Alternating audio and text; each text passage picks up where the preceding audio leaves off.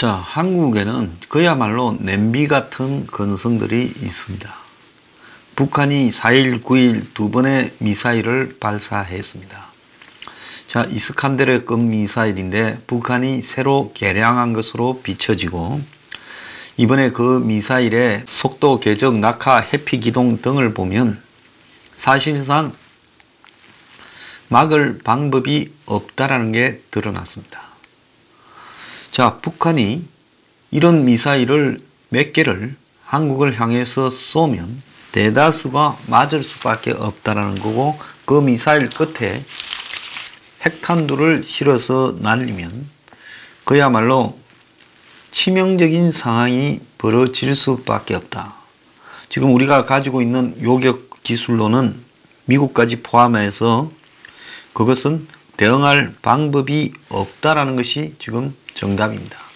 그런데도 문 정권은 처음 쏜 미사일은 아직도 미사일이라고 인정하지 않고 있고, 뒤에 쏜 것도 탄도미사일이 아니라 그냥 단거리 미사일이라는 방식으로 끌고 가고 있습니다. 그러면서 ICBM만 안 쏘면 미국 보고 좀 봐달라는 거니까 그렇게 해석을 해야 된다고 참으로 온갖 인내를 다 보이고 있고, 이 와중에도 북한에 쌀 지원을 하겠다고 입장을 여전히 확인하고 있습니다.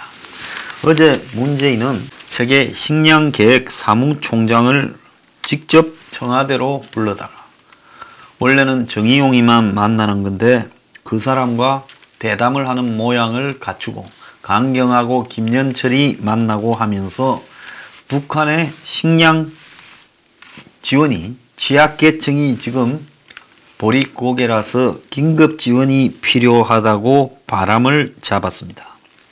어제 문 정권이 세계 식량계획 사무총장을 쭉 한 바퀴 돌리면서 북한에 쌀 지원하기 위한 명분을 나름 축적을 시키고 있었습니다.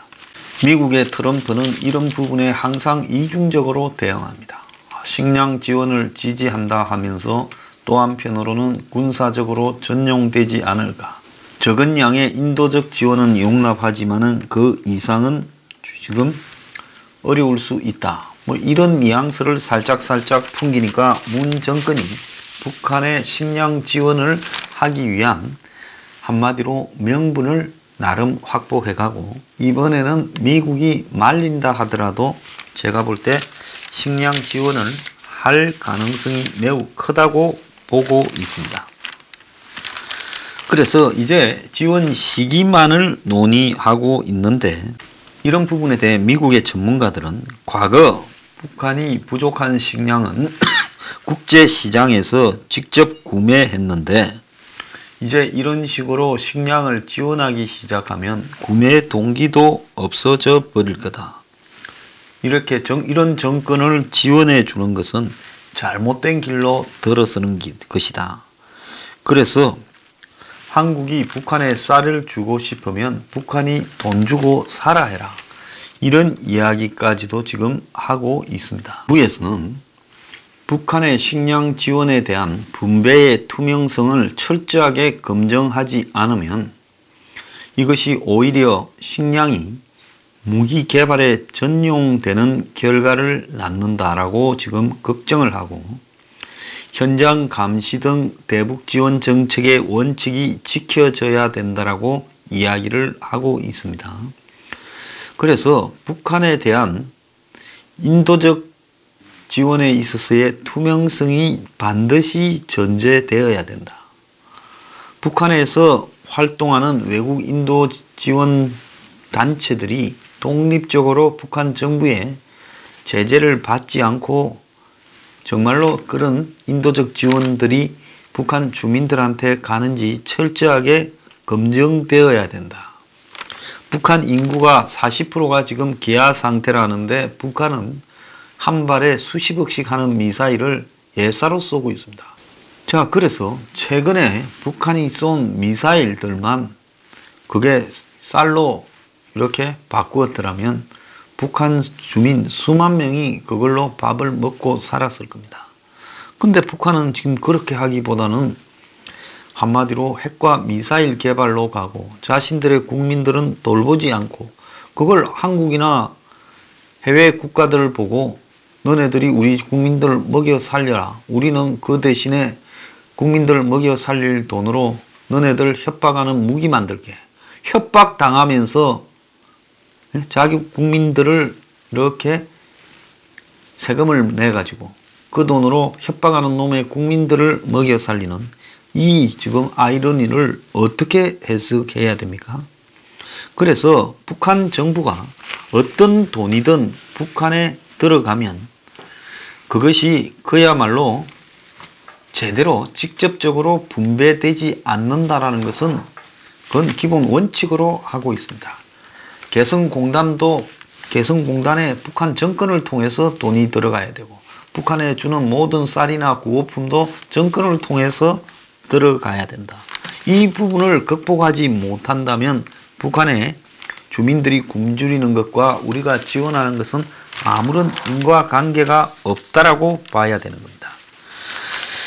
자, 전 동독 총리를 지냈던 이 데메지어르 총리는요, 북한이 핵 포기 절대 안 한다. 남북 통일 쉽지 않다라고 이야기를 했고요. 어제 제가 게이처 전 미국 국방장관이 북한에는 핵 능력이 김씨 완조 생존에 필수적이다라고 보고 있다. 그런 말까지 소개했습니다.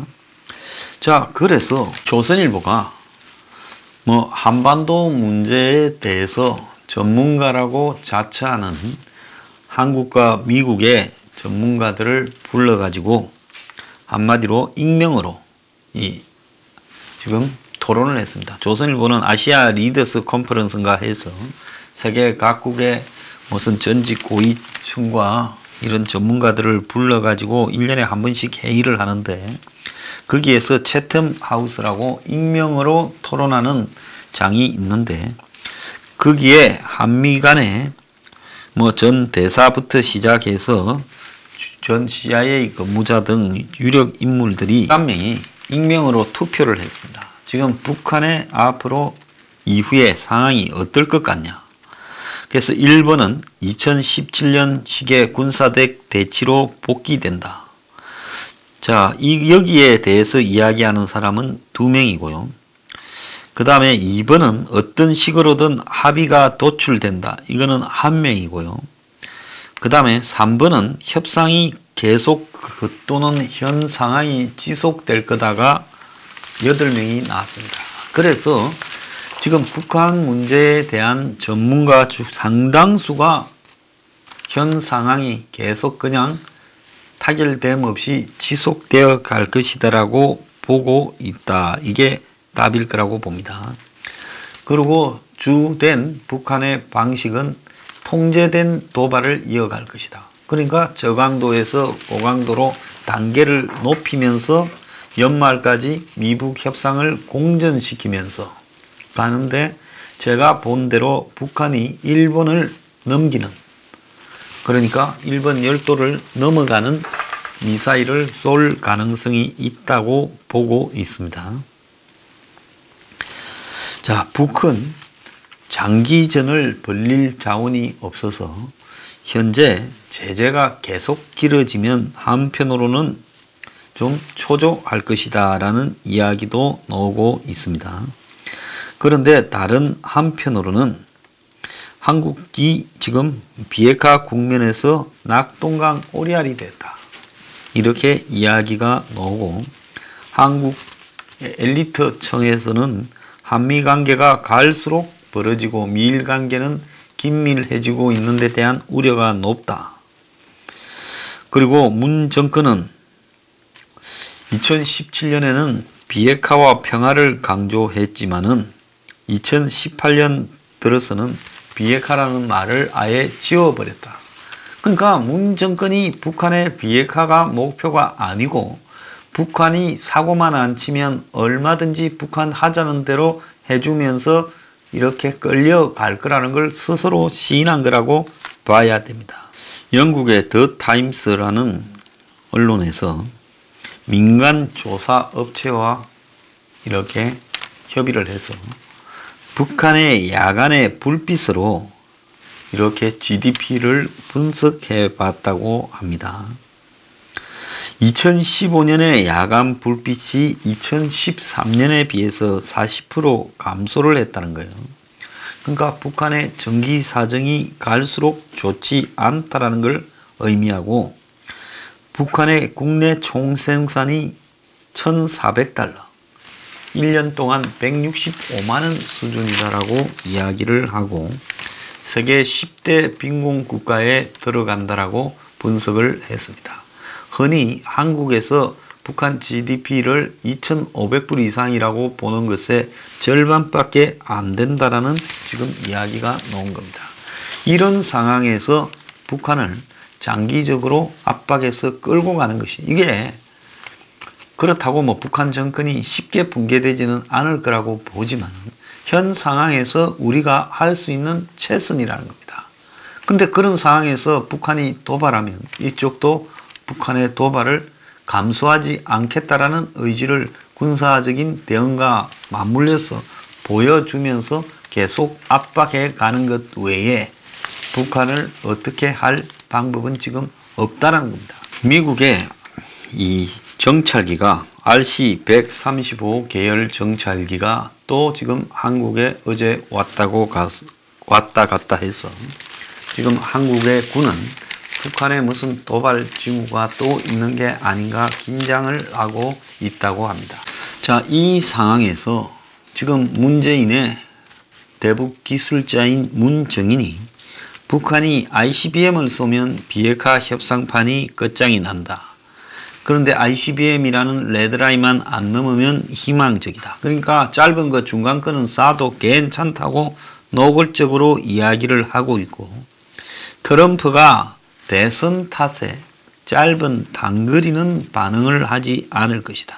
그는 트럼프가 내년 대선 나갈 때 내놓을 성과가 없다. 유일한 게 북한이다.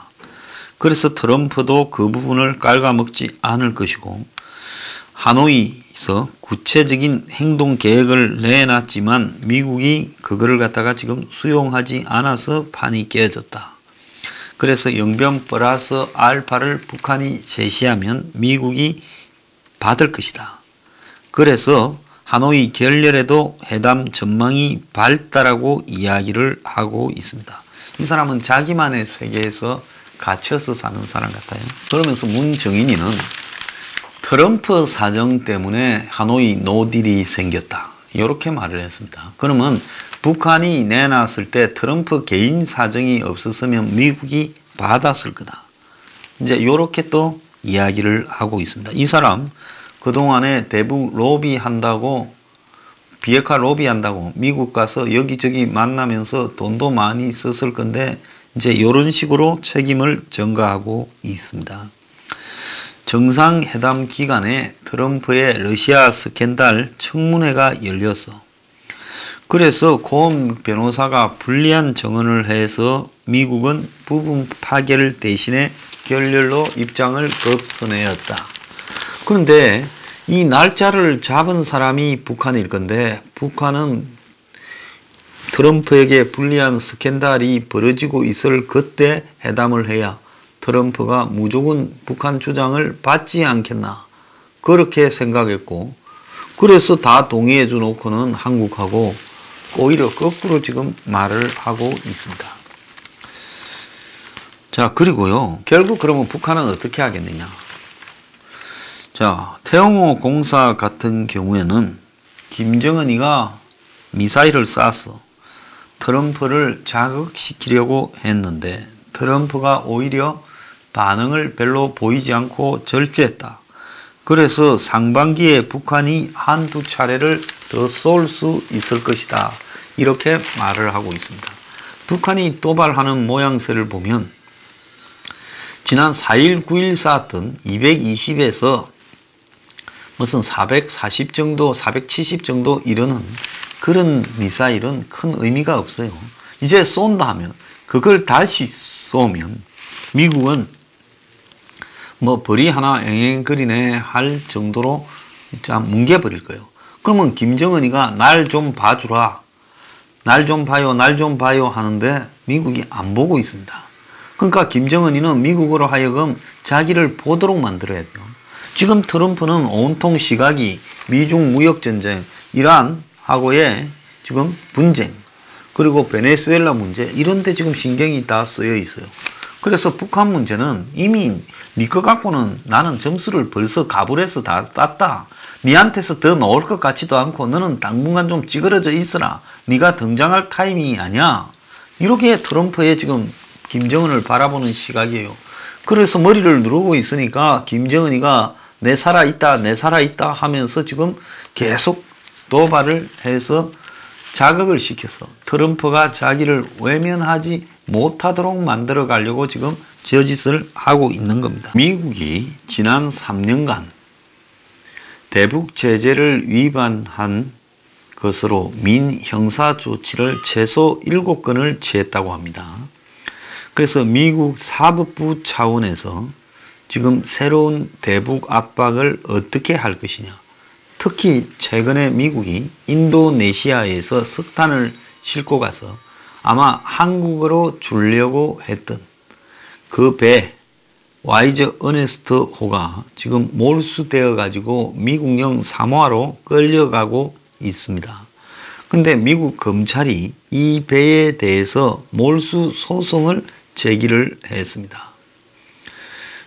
그래서 미국 연방검찰이 와이즈 어네스트 호의 자산 몰수를 요청하며 제출한 소장에 미국 법원이 지난해 7월 17일부터는 이 배를 압류해도 좋다라는 내용이 명시되어 있다는 겁니다.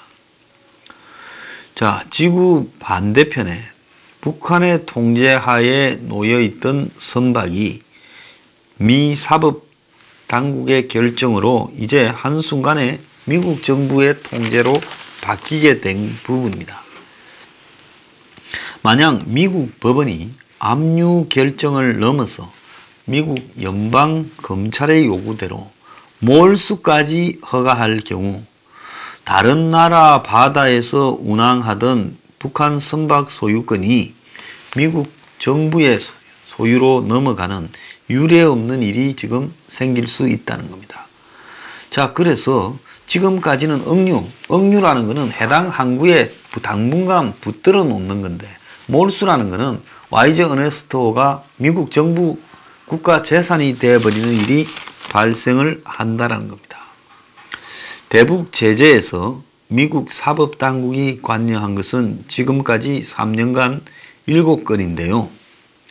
자, 앞으로 이제 이번에 와이즈 어네스트호를 기반으로 해서 미국이 지금 해외에 위장 무역회사 그리고 해외 은행 등 다양한 형태의 북한 대북 제재를 위반하는 법인, 개인 등을 대상으로 몰수 소송이 제기될 가능성이 있다는 겁니다. 자, 법무부의 가장 최근에 이 북한 문제를 다룬 법적 소송은요, 싱가포르와 중국 기업들을 대상으로 한 몰수 소송입니다. 자, 미국 법무부는 싱가포르 소재 한 기업과 중국 기업인 홍콩에 있는 에이펙스 초이스라는 회사를 상대로 몰수 소송을 해서 이 기업이 미국 달러를 이용해 북한과 거래를 했고 북한이 필요한 물품을 살 수 있게 해줬다고 이야기를 했습니다.